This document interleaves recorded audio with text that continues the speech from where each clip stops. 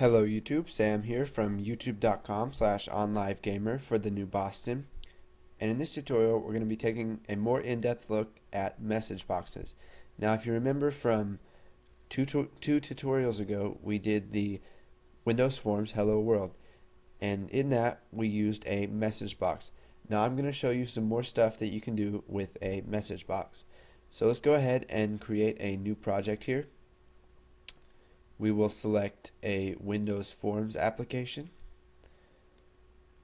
We will call it MessageBoxes, and we will just go ahead and click OK. Now we'll wait for that to load, and we'll go ahead and shrink it down a bit, and let's come up here to our toolbox and we will add a button. Now we will just make the button a bit bigger, or here, let's go ahead and just do this. Let's go ahead and dock it and make it fill the whole screen. Okay, so let's set the text value for this button to show message box, and then we'll change the name to button show message. Okay, so now that we've designed a little window here, we'll go ahead and double click on show message. We'll get the toolbox out of the way here and zoom in some. Now you can see here that we have our sub button show message underscore click. So now this is going to run whenever they click the button. So let's go ahead and type messagebox dot show, and we'll type this is a bare message box. So that is the MessageBox.show that uses one argument in the parameters.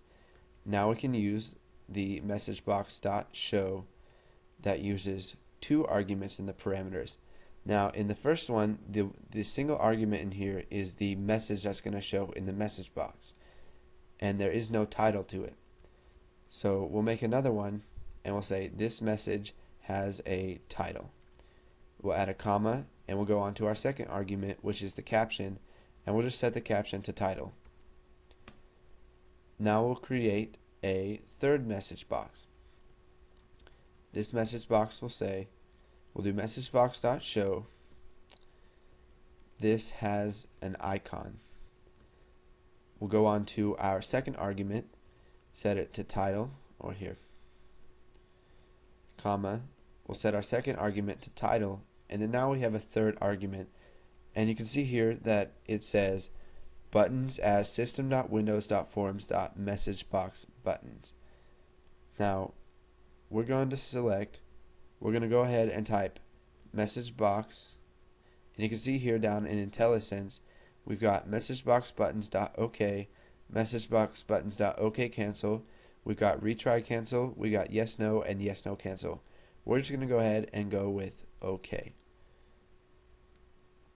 And now we'll add another comma, and what we do here is we set the icon, and it's icon as system.windows.forms.messagebox icon. So we'll just type messagebox icon dot information.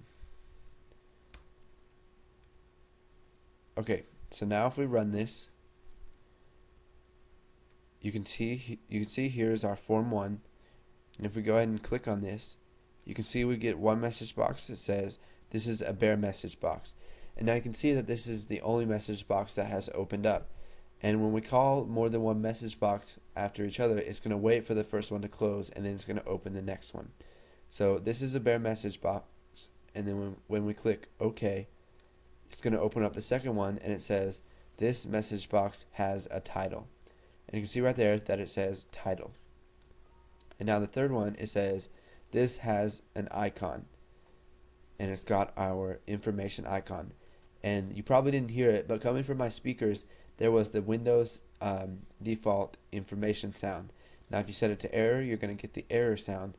If you set it to warning, you're going to get the warning sound. Now I'll just click OK there, and we'll go ahead and exit out of our program. And now here's one more thing I wanted to cover with message boxes, that the .NET, the people who created Visual Basic added just to help developers out a little bit. So instead of having to type messagebox.show, which may take a while, you can just type messagebox and then your parameters. And now you can see if we go ahead and run this, let's go ahead and add a message for this. We'll just type message. Okay, so now if we go ahead and run this, we're going to click show message box. We got bear, the one with the title, the one with the icon, and if we click OK, we get another one that says message. And you can see that the default title is message boxes. So whenever you type the shorthand version of showing a message box, the title is automatically going to be set to message boxes unless you override that by using the argument. Okay, so now that you guys have seen a look at message boxes, you can go ahead and make programs that will show message boxes when the user clicks on certain things. And once you got that nailed down and you're not going to forget it, go ahead and move on to the next tutorial.